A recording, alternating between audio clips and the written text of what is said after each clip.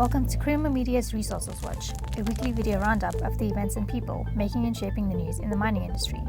This week, logistics solutions needed quickly to avoid lost commodity price opportunity. Canada's Tantalex on the way to becoming African lithium producer. And South Africa's 5,000 megawatt energy storage need can be used to create a new industry.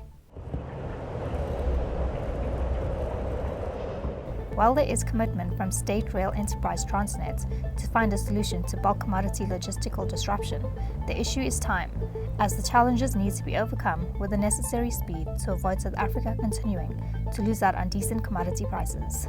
Transnet management have heard industry's concerns. It was discussed in the last mining Indaba. Also, there was lately emerging miners in Indaba that was organized by Transnet regarding the logistics matters. So I think Transnet knows the issues and they understand, they try their best. They have some limitations. Like I said, the legacy governance issues and legacy contractual matters that was done during the state capture era. So they're trying to solve the problem, but the issue is the time. Because if this is delayed further, then we lose more. Canadian junior exploration company Tantalex Lithium Resources, which is developing tin, tantalum and lithium projects in the Democratic Republic of Congo, is looking to raise capital of $15 million early next year for the further development of its lithium assets. The one project is the tailings project, where we have defined 105 million tons of tailings sitting above ground, all containing lithium, tin, and tantalum. We've had a successful campaign of 10,000 meters drilling across those dumps, and we are looking to produce the MRE hopefully this year and the PFS next year. We've done additional 2,000 tons to bring a part that resource into measured and leave the rest in inferred. And like I said, get that PFS out for us in Q1 next year. The second project is our greenfield exploration project in the area southwest of our tailings project. It is roughly a 25-kilometer strike where we plan to do roughly 8,000 meters RC, 9,000 diamond to define a resource in that area. It's a very prominent area.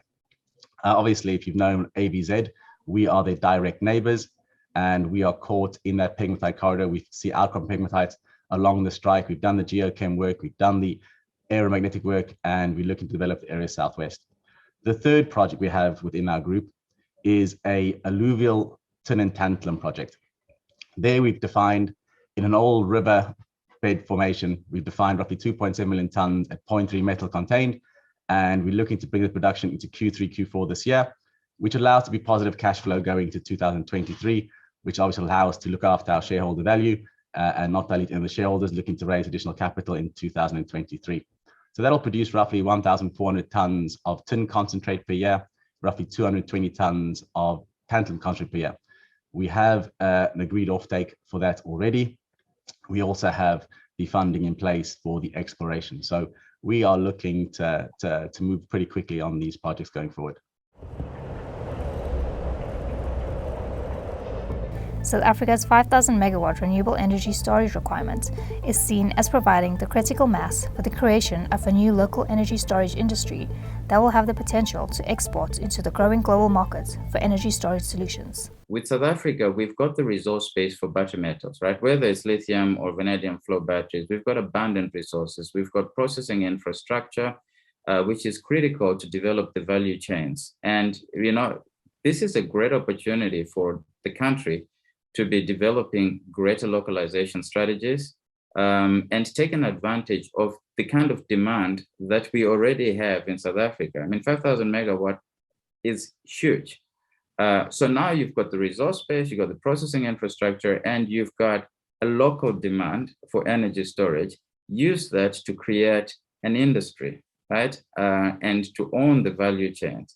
And when you do that, actually, guess what? South Africa is not the only market. Now you actually have an opportunity to supply a growing global market opportunity. And I think that, this is a generational opportunity and one that we certainly should not miss. For mining news as it breaks, stay logged onto miningweekly.com and register for our free daily newsletter.